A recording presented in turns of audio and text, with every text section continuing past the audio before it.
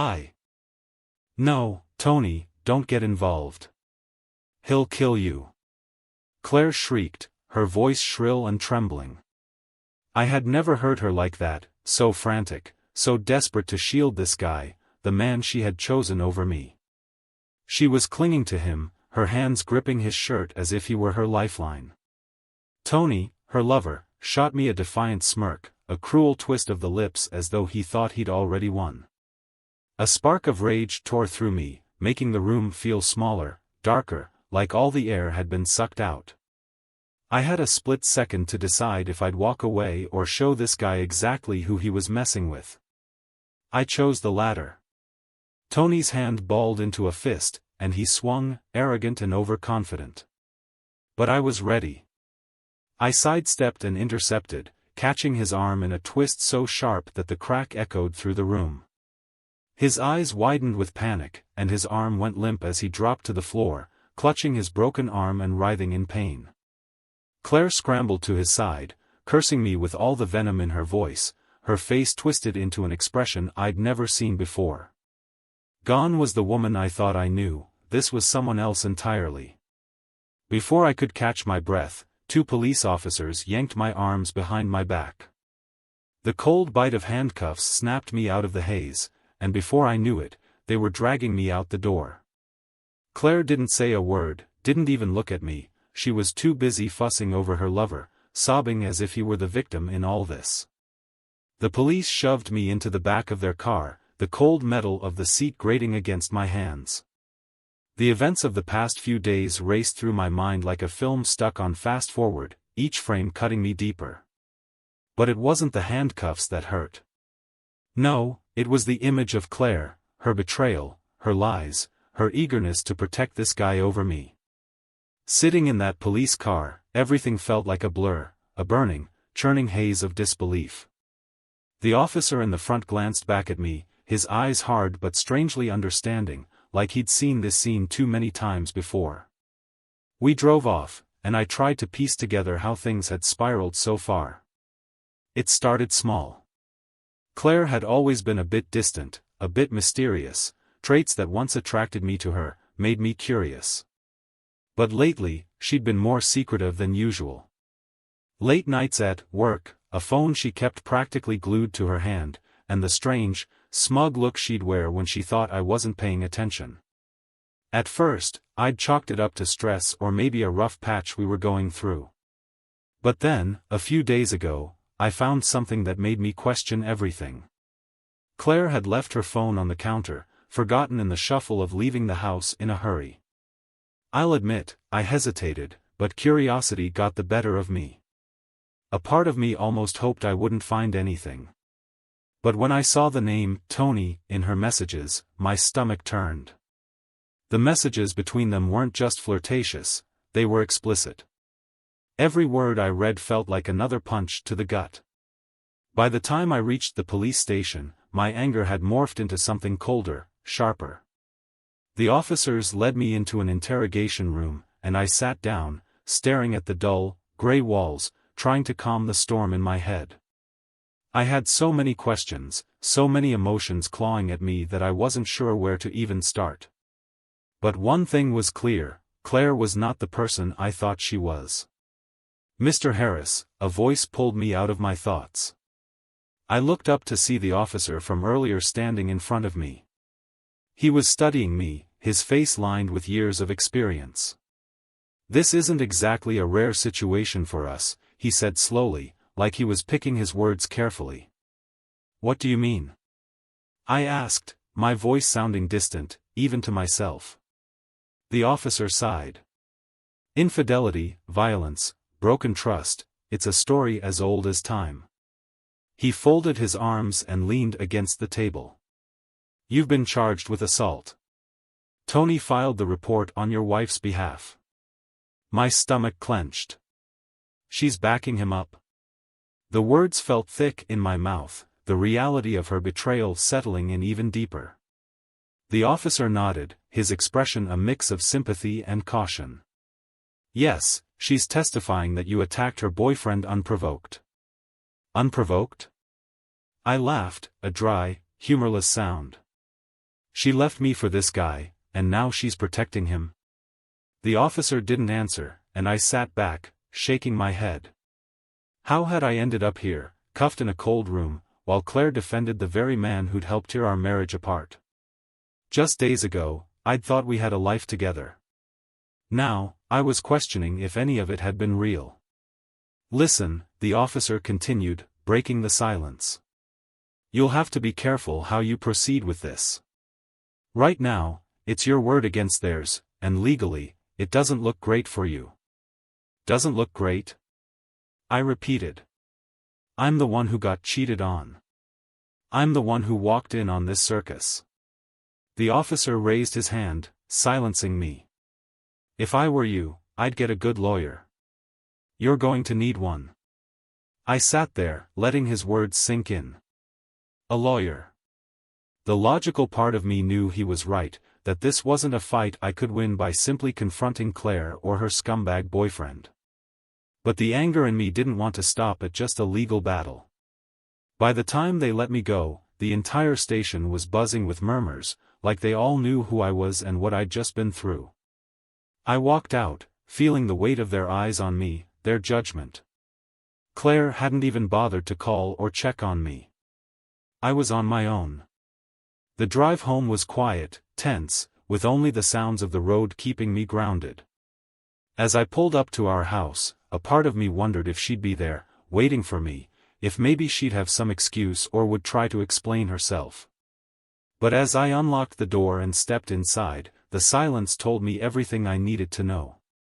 She wasn't home, and in a way, neither was I. In the middle of the living room was a suitcase, half-packed.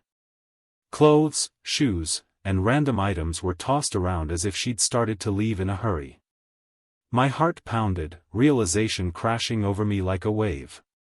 She wasn't coming back. Claire had made her choice, and it wasn't me. I felt a rush of emotion I could barely contain, rage, sadness, even relief. It was a strange cocktail that left me standing there, gripping the edge of her suitcase, my knuckles white. I wanted to scream, to throw her things out the window, to burn every reminder of the life we'd built together. But instead, I let go of the suitcase, took a deep breath, and walked out. I knew exactly where she'd be. I drove without hesitation, a sharp sense of purpose guiding me straight to Tony's place. Somehow, I knew Claire would be there, hiding out with him. The anger simmered in my chest, controlled but dangerously close to the surface, each streetlight casting a glow over my knuckles as I gripped the steering wheel. I was done being the one left in the dark, done being the guy on the sidelines. Tony's place was a dingy apartment on the far side of town, the kind of place where cheap thrills thrived behind closed doors. I parked down the street, taking a moment to gather myself, to remind myself I wasn't here to cause another scene, at least, not one that would get me thrown in jail again. But just as I stepped out of the car, I noticed movement near the building's side entrance. A figure I knew all too well slipped out, Claire. She was on her phone, oblivious to everything, her face illuminated by the dim glow of the screen. I watched her for a moment, part of me still in shock at how little remorse she seemed to have. Her laughter drifted toward me, mocking, as if everything was just a game. I felt my pulse hammer in my ears. Claire finally looked up and froze. Our eyes locked, and I saw a flash of guilt, quickly replaced by something colder, like I was a stranger on the street and not her husband. She pulled herself up, her expression turning into that same smug mask I'd seen during our last confrontation. She didn't try to explain, didn't even act surprised. She just walked up to me, crossed her arms, and tilted her head like I was the one who owed her an explanation. Here to throw another tantrum, she sneered, her voice dripping with contempt. I swallowed the urge to lash out and kept my tone calm. I just want to know why, Claire. After everything we built together, after all these years, why him? Why throw it all away? She rolled her eyes, exhaling a dramatic sigh as if I were an inconvenience. Honestly, Jack? You're just boring. Predictable. Safe. Tony's got this energy, this thrill you just can't offer. I stared at her, the words settling in, feeling like punches straight to my chest. Boring? Predictable? Was that all I'd ever been to her? My mind raced through memories of the countless sacrifices I'd made, the moments we'd shared, the promises we'd exchanged. And now, here she was, dismissing it all with a shrug. So that's it? I asked, struggling to keep my voice steady. I was just, convenient. A placeholder? She shrugged, a cruel smile tugging at her lips. You were the perfect stepping stone. You were there when I needed someone to lean on, to pay the bills, to play the nice guy. But I want more. I deserve more. A burning ache filled my chest, but her words only strengthened my resolve. I was done playing the fool. Just then, Tony walked out, his arm in a makeshift sling, casting me a glare filled with hatred and fear. He looked at Claire, then back at me, and I could tell he was sizing up the situation, trying to decide if I'd come here to finish what I'd started. I took a step forward, fixing him with a hard stare. Relax, Tony. I'm not here for another fight. I just want to talk. Clear the air, if you will. But Claire stepped between us, rolling her eyes as if this were all just some tiresome play she was forced to endure. Why don't you just get over it, Jack? We're done. Move on already. And there it was, the final knife, twisted with precision, leaving no doubt about how she really felt. Claire wasn't just leaving me, she was burning every bridge, ensuring there was no possibility of reconciliation. She wanted to hurt me, to leave me shattered and humiliated. But I wouldn't give her the satisfaction. I took a deep breath, steadied myself, and looked her dead in the eyes. I'll move on, Claire. But you should know that when someone treats people the way you do, it always comes back around. For a moment, she faltered, a flicker of uncertainty in her eyes, but it was quickly replaced by a dismissive smirk. She turned, linking arms with Tony as if I were nothing more than a distant memory, unworthy of a second glance. And as I watched her walk away, something inside me shifted, hardening. I took one last look at the two of them, then turned on my heel and walked away without a word. The next morning, I called a lawyer. Not just any lawyer, one with a reputation for tearing apart cases involving deceit and infidelity. If Claire wanted to throw me away like I was some worn-out possession, would make sure her freedom came with a price. The papers were filed swiftly, and within days, Claire received her notice. She called me, screaming, furious that I'd dared to divorce her, claiming I was the one being unreasonable. But I stayed calm, responding to her vitriol with an icy silence that seemed to unnerve her more than any argument ever could. The days that followed felt like a fog, but one thing was crystal clear: I was done playing the victim in Claire's twisted game. She had wanted excitement, a thrill. Well, she was about to learn that the boring, predictable man she thought she knew had a few surprises of his own. A week later, I was still waiting for the fallout to start. Claire hadn't contacted me again, but I could sense that her silence was just the calm before the storm. In the meantime, I was preparing my next move. There was something Claire didn't know, something she'd overlooked in her haste to abandon everything we'd built together. It wasn't just a lawyer I'd called. I'd also reached out to an investigator, someone with a knack for digging up secrets that people thought were buried too deep to see the light of day. By the time the investigator's report landed on my desk, I felt a dark thrill, the kind that comes from holding a truth that could destroy someone's world. It turns out, Tony wasn't just her lover. He was a fraud, a conman who'd left a trail of debts, scams, and broken promises across multiple states. Claire hadn't found a thrill, she'd latched onto a sinking ship, one that was already taking on water. And in her desperation to burn her bridges with me, she'd set herself up for a disaster she couldn't possibly imagine. Armed with this information, I waited. Claire didn't disappoint. It was late one night when my phone rang, her number flashing on the screen. I considered letting it go to voicemail, but something inside me knew it was time. I answered, keeping my voice calm, almost indifferent. "Jack?" Her voice was shaky, panicked in a way I'd never heard before. I need to talk to you. Please, it's important." I forced myself to keep my tone even. "Isn't that what you wanted, Claire? To be free of me?" I didn't think there was anything left to talk about. There was a pause, a tremor in her voice that told me I'd hit a nerve. "Look, I made a mistake, okay? Tony isn't who I thought he was. Is that right?" I asked, savoring the words. She took a shaky breath. "Yes. He's in trouble, Jack. He's got people after him, and I'm tangled up in it. I don't know what to do." I couldn't stop the bitter laugh that escaped me. "So now you need me? After throwing me away like garbage? You need my help?"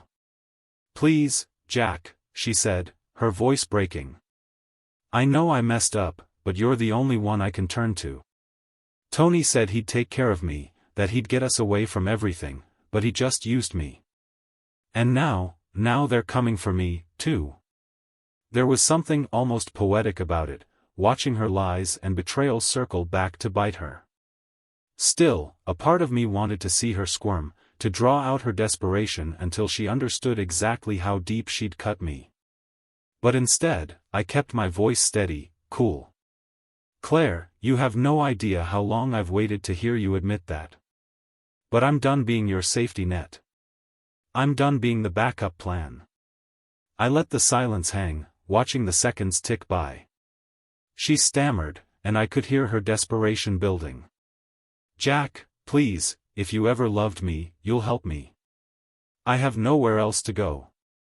I'm scared." Her words tugged at something in me, but I reminded myself of all the damage she'd done, of every insult and betrayal. "You'll have to handle it yourself, Claire. You made this mess, and you can clean it up." Before she could respond, I ended the call.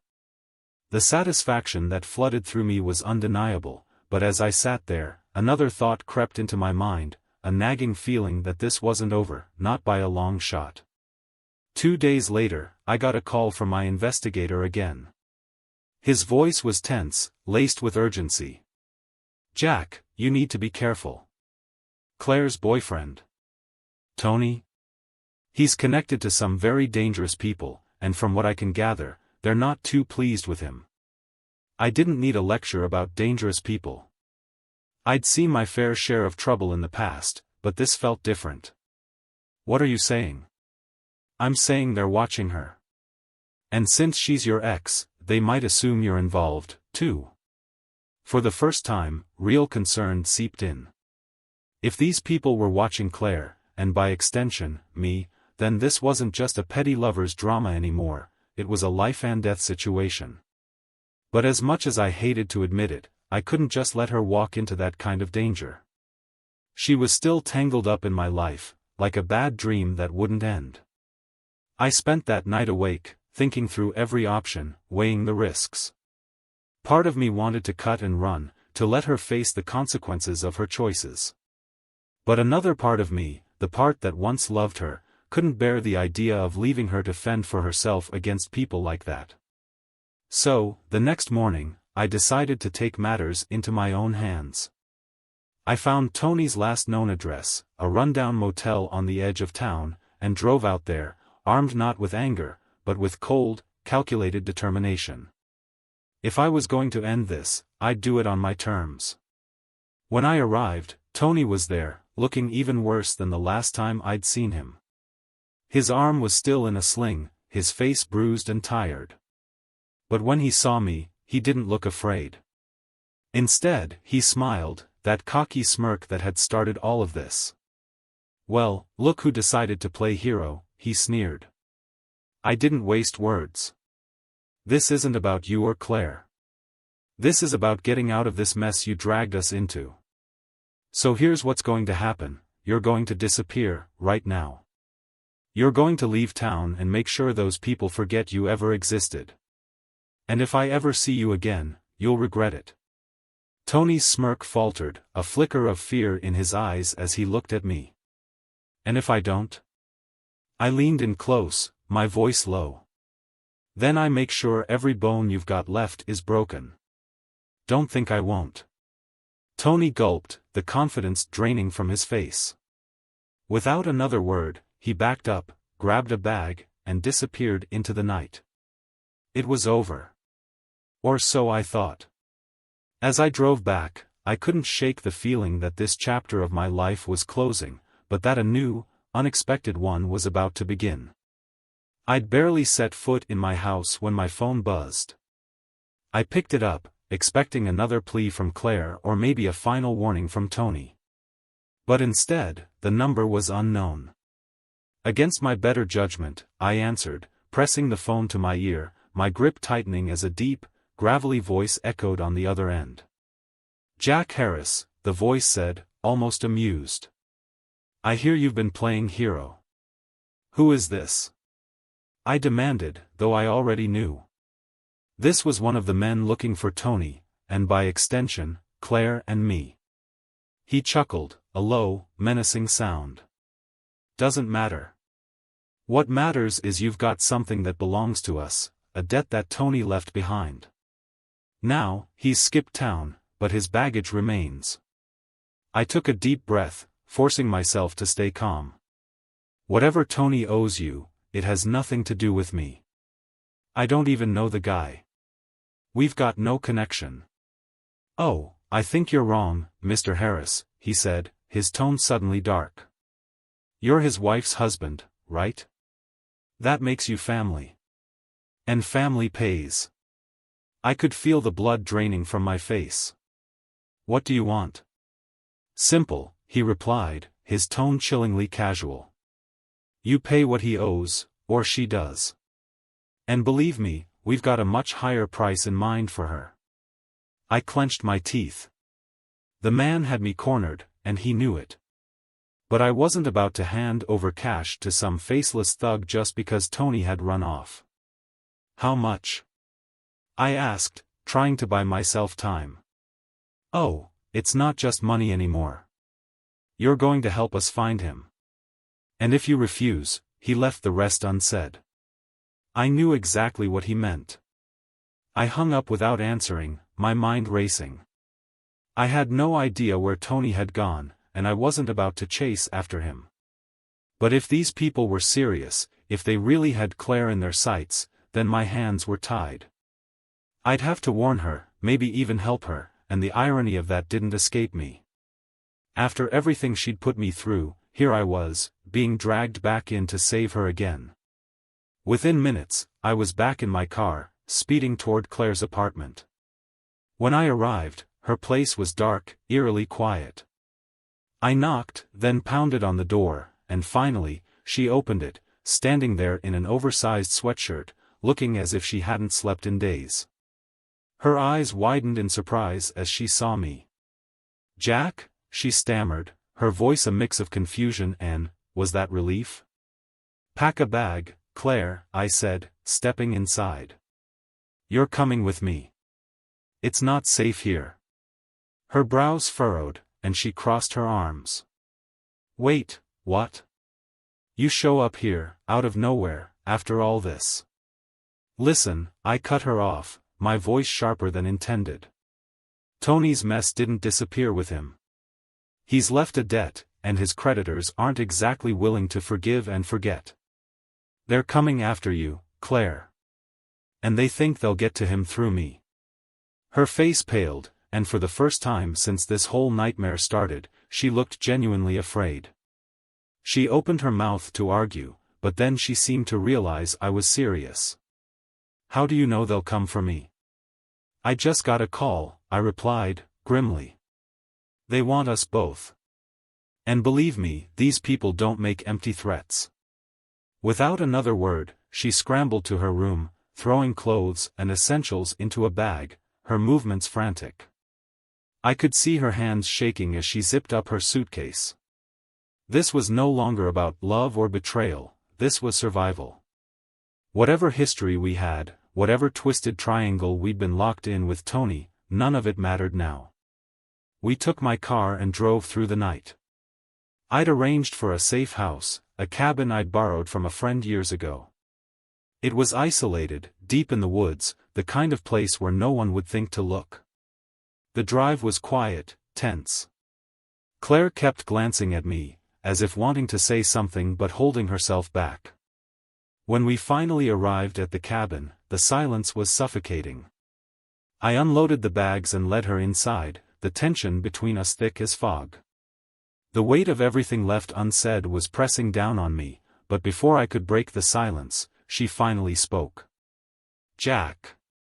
I'm sorry." The words hung in the air, unexpected and raw. For the first time since all of this began, she looked vulnerable, like the woman I once knew. "Sorry?" I echoed, bitterness lacing my tone. "Sorry for what, Claire? For cheating? For dragging me into this mess?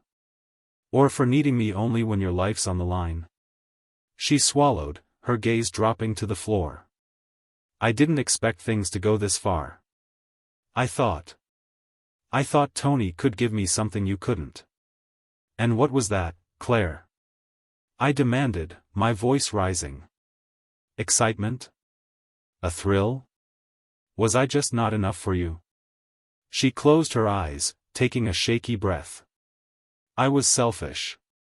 I wanted more. But I was wrong, Jack. I see that now." I shook my head, a bitter laugh escaping. "Only when you've lost everything." She flinched, and for a moment, the weight of our broken past threatened to swallow us both. But I didn't let myself soften. Not this time. "Listen," I said finally, "we're here to lay low, nothing more. Once we're safe, you're on your own." She nodded, not arguing, and disappeared into the bedroom. I stayed on the couch, the silence of the woods pressing in around me. But just as I was starting to let my guard down, a noise outside jolted me back to reality, a faint rustling, too deliberate to be an animal. My instincts kicked in, and I grabbed the baseball bat I'd stashed near the door.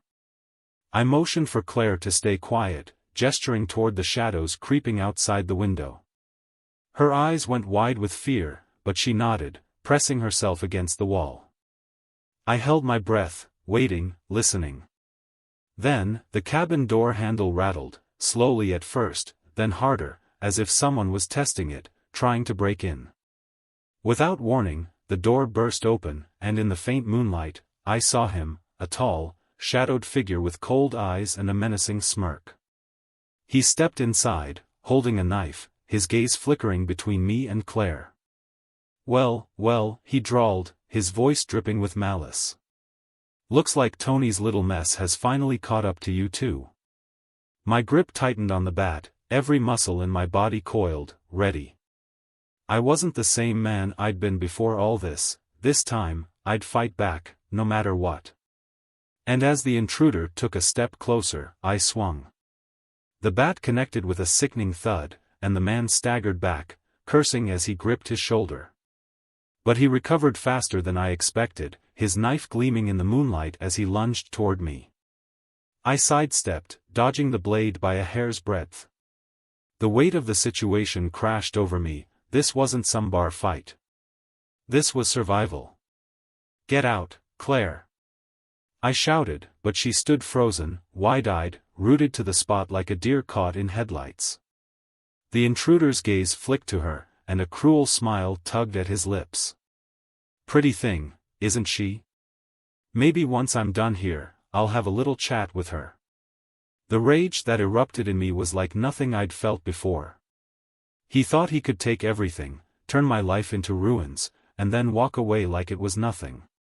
I wouldn't allow it. I swung the bat again, but this time he was ready. He ducked and drove the knife toward me, grazing my side. The pain was sharp and immediate, but adrenaline kept me moving, kept me focused. Suddenly, Claire snapped out of her shock. She grabbed a lamp from the side table and hurled it at him, the glass shattering against his back, staggering him for a split second. It was all the opening I needed. I lunged forward, grabbing his wrist and twisting, forcing the knife from his grasp.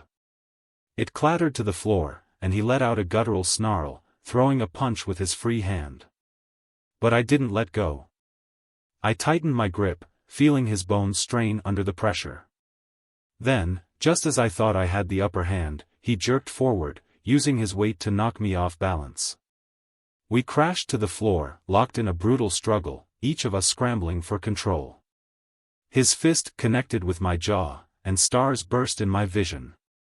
But as he reared back for another punch, Claire picked up the knife and, with trembling hands, pointed it at him. "Back off," she shouted, her voice fierce but trembling. "Or I swear, I'll use this." The intruder glanced at her, and for the first time, a flicker of doubt crossed his face. He knew he was outnumbered. He looked back at me, weighing his options, his expression twisting with frustration and rage. Finally, he backed away, his hands raised mockingly. "All right," he sneered, a wicked glint in his eye. "You win this round. But this isn't over. Tony owes us, and we'll get what's ours. And next time, Jack, I won't be alone." With that, he turned and disappeared into the night, leaving us standing in the wreckage of the cabin, panting and shaken. My side throbbed, blood seeping through my shirt, but I barely registered the pain. I turned to Claire, who still held the knife, her hands trembling violently. For a long moment, neither of us spoke, the weight of what had just happened settling over us like a shroud. She looked at me, her eyes wide with something between fear and gratitude. I wasn't sure if she was scared of him, or of me. "Thank you," she whispered, her voice barely audible. I took a shaky breath, the anger and adrenaline slowly ebbing, leaving a hollow ache in its place. "Don't thank me yet," I muttered, wincing as I inspected the cut on my side. "This isn't over." As the hours ticked by, we did what we could to patch up my wound and secure the cabin. Claire was uncharacteristically quiet, and I couldn't tell if it was remorse or fear or both. We sat across from each other, both exhausted but too wired to sleep, listening to the forest outside, every rustle making us flinch. And then, as if unable to contain it any longer, she spoke. "I didn't know it would come to this," she murmured, her voice cracking. I didn't think Tony would drag you into this nightmare." I stared at her, hard, and forced myself to say what I'd been holding back since the beginning. "But you didn't care, Claire. You didn't care about anyone but yourself. You only called me when you had no one else. You knew this was a mess, and you didn't even think twice about dragging me down with you." Her eyes filled with tears, but I didn't feel sympathy this time. I was drained, emptied by her lies, her selfishness, and now, by the very real danger hanging over us like a dark cloud. "I never thought," she choked out, wiping at her tears. "I thought I could handle it. I thought I could have both, excitement, and security. I was stupid, Jack. I wanted it all." The anger I'd been holding onto softened, if only slightly. It was hard to stay furious at someone so visibly broken. But forgiveness was a long way off. "That's not how life works, Claire," I said, my tone blunt. "And now we're both paying for your decisions." For a moment, she said nothing, just stared at her hands as if searching for answers that wouldn't come. And then, as if struck by some revelation, she looked up. Maybe we can use this to our advantage." I raised an eyebrow. "How?" "Tony didn't just leave a debt behind," she said, her voice trembling with a new determination. "He left information. He used to talk about it all the time, files, contacts, details on every scam he's ever run. He kept everything as insurance, something to hold over anyone he crossed." I felt a spark of hope, faint but growing. "Where?" "His laptop," she said, nodding slowly. "He left it with me, thinking I'd keep it safe while he skipped town. He told me it was worth a fortune if he ever needed to erase his past. I thought he was just boasting, but if we get that laptop, we might have leverage against these people. For the first time, I saw a way out. A chance to end this nightmare without another brawl, another life on the line. Where is it now? I asked, my voice steadier, sharper. It's at my apartment, she replied, wincing as if expecting me to lash out. Without another word, I stood, reaching for the keys. Claire grabbed her jacket, and together, we headed back into the darkness, armed not with weapons but with a plan. This time, I wasn't walking into the fire blind. The drive back to Claire's apartment felt surreal, a tense quiet stretching between us as we each stayed locked in our own thoughts. My mind was racing, dissecting every word Claire had told me about the laptop and Tony's so-called insurance. If it was real, it could be the only thing keeping us alive. And if it wasn't, we just made ourselves bigger targets by heading straight into the fire. As we reached her apartment complex, a feeling of dread settled over me. The shadows seemed longer, the air heavier, like the building itself was holding its breath. We parked a few blocks away, and I scanned the area for any signs of Tony's friends. So far, it seemed quiet, too quiet. We crept up the back staircase, taking each step with cautious silence. Claire unlocked the door and pushed it open slowly, peering inside as if her own home were foreign territory. Once we were sure it was empty, we slipped inside, shutting the door softly behind us. "It's in the closet," she whispered, heading toward her bedroom. I followed, heart pounding as I glanced over my shoulder, every small sound making my skin prickle with anxiety. She reached into the back of the closet, rummaging through piles of clothes, then pulled out a small, unassuming black laptop. "Here," she said, handing it to me, her hands shaking. I took it carefully, weighing it like it held our fate. It was surprisingly light, almost underwhelming, and yet I could sense its power. "Let's go," I whispered, ready to make a break for the door. But then, just as we turned, the lights in the hallway flickered, footsteps echoing down the corridor. I froze, every instinct on high alert. Claire's face paled as she heard it too, her hand reaching instinctively for mine. The footsteps stopped outside her door. I held my breath, gripping the laptop tight, adrenaline flooding my veins. Whoever was out there wasn't just here by chance, they'd come for us. "Claire," a voice called out, smooth, menacing, with a familiarity that sent a chill down my spine. "Open the door. We need to have a little chat." Claire's eyes widened in terror. She whispered, "That's Leo. Tony's main contact." I motioned for her to back up, signaling her to stay quiet. I glanced around, searching for another way out, but the only escape was the narrow window in her bedroom.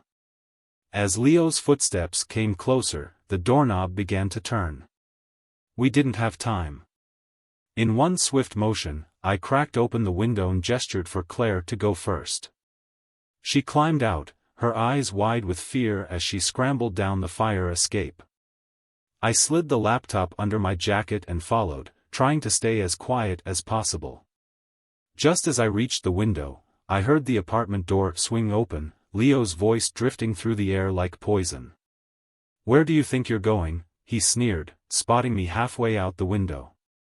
Without thinking, I jumped down the last few steps, landing hard but steady, grabbing Claire's hand as we sprinted toward the car.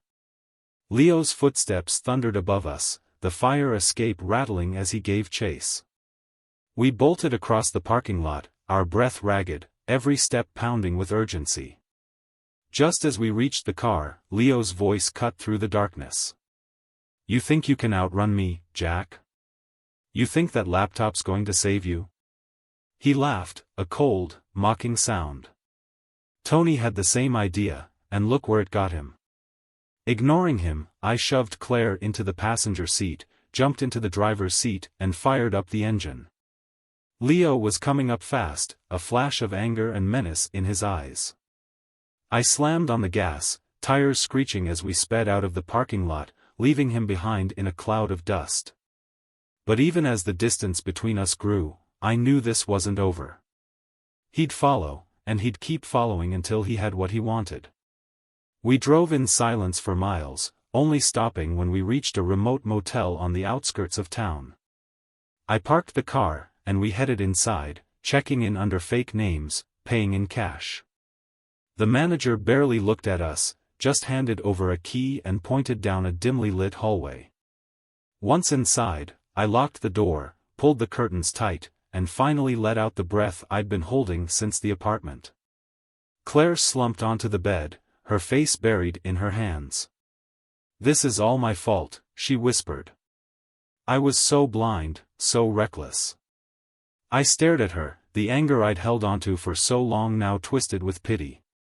"Maybe," I replied quietly. "But right now, all that matters is surviving this." She looked up at me, her eyes searching mine. "You could leave, you know. You could take that laptop, turn it in, and walk away. This isn't your fight." I held up the laptop, feeling its weight again, the responsibility it carried. "You think they'd just let you go, Claire? That they wouldn't come after me, after you, after everyone we know?" A tear slid down her cheek, and for the first time, I saw real regret in her eyes. "I never meant for you to get hurt. Not like this." I swallowed hard, forcing myself to keep my voice steady. "Hurt? Claire, you shattered my life. But right now, none of that matters. If this laptop has what we need to make these people back off, then maybe, just maybe, we have a chance." Without another word, I opened the laptop and powered it on, praying Tony's so-called insurance wasn't another lie. The screen blinked to life, prompting for a password. I looked at Claire, hoping she might know it. "Try CashCow23, she said, voice barely above a whisper. I typed it in, and the screen unlocked, revealing a desktop littered with files and folders, names I didn't recognize but that clearly spelled out Tony's twisted trail of fraud and deceit. It was all there: offshore accounts, blackmail files, connections to everyone from minor criminals to high-level players. As I scrolled through the files, a new plan started to form. We could use this.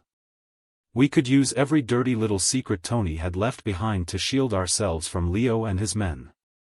I looked over at Claire, a steely determination settling over me.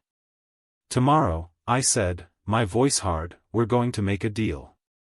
We'll give them just enough of this information to get them off our backs, for good."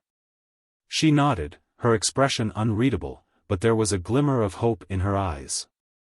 For the first time in days, I felt a sliver of control, a sense that maybe, just maybe, we'd make it out of this alive. But deep down, I knew that by tomorrow, everything would change. The next morning, I spent hours combing through Tony's files, searching for anything that would give us leverage. Claire watched, her face a mix of guilt and nervous anticipation. This laptop held everything: names, transactions, photos, proof of deals that could put people away for years. We had gold in our hands, but it was dangerous gold, the kind that could backfire if handled wrong. I had one shot to use this information to get Leo and his crew off our backs forever. Just before noon, my phone buzzed. It was a message from an unknown number: "Meet at the old factory at 2 p.m. Alone. Bring the laptop, or we find her." Short and direct. They knew where we were, and they weren't playing games. I looked over at Claire, my mind spinning with a new plan. "Stay here. I'm going to finish this." She grabbed my arm, eyes wide. "Jack, don't go alone. Leo doesn't do deals, he'll kill you once he has what he wants." But I shook her off gently, giving her a look I hoped said more than words could. "Trust me, Claire. This ends today." I drove out to the old factory, a crumbling skeleton of concrete and steel that loomed against the sky like a graveyard monument. Leo was waiting for me, along with two goons who looked like they'd walked straight out of a bad crime movie. Their eyes followed me as I approached, the laptop tucked under my arm. Leo's smirk was razor-sharp. "You actually came. With the laptop, I assume?" I held it up, keeping my face neutral. "It's all here. But we make a trade. This laptop, in exchange for leaving us alone, permanently." Leo laughed, low and mocking. "You think I need your terms? Once I've got that laptop, what's stopping me from taking you out right here?" I expected him to say that. That's why I'd come prepared. "Because," I said, my voice steady, "I've already sent the files to someone who will release them if I don't check in by midnight. Every contact, every deal, every dirty secret Tony left behind. You kill me, and your whole operation goes down." His face darkened, his confidence slipping just a little. I knew I'd struck a nerve. "And who would that be?" he sneered, eyes narrowing. "That's my insurance," I replied coolly, hoping he couldn't see the bluff beneath my calm exterior. "But trust me, if I don't make it back, you won't last the week." Leo hesitated, and I could feel the tension in the air. His goons shifted uncomfortably, clearly aware of the risk. Finally, after a tense silence, he nodded. "All right, you've got a deal. The laptop, and we're done with you." I handed over the laptop, every instinct screaming at me to watch my back. As Leo took it, he nodded to his men, and they turned to leave. For a moment, I thought I'd won. I thought I'd actually managed to pull it off. But just as he started to walk away, Leo turned, eyes flashing with a deadly glint. "One more thing, Jack. A little insurance of my own." Before I could react, he pulled out a gun and fired. The shot rang out, tearing through the silence, and I felt a hot, searing pain in my side. I staggered, clutching my wound, my vision blurring as I dropped to one knee. Leo smirked, lowering the gun. "Thanks for the files. Now you and Claire can finally be together, in hell." He walked away, his footsteps echoing as I clutched my side, fighting the darkness that threatened to swallow me whole. I could barely make out the sound of a car driving off, leaving me alone, bleeding out in the empty factory. But then, just as my vision started to fade, I heard another sound, footsteps, soft and careful. I struggled to keep my eyes open, and through the haze, I saw Claire. She was there, kneeling beside me, her face a mix of fear and determination. "Jack," she whispered, pressing her hands against my wound to stop the bleeding. "Stay with me. Don't you dare leave me here alone."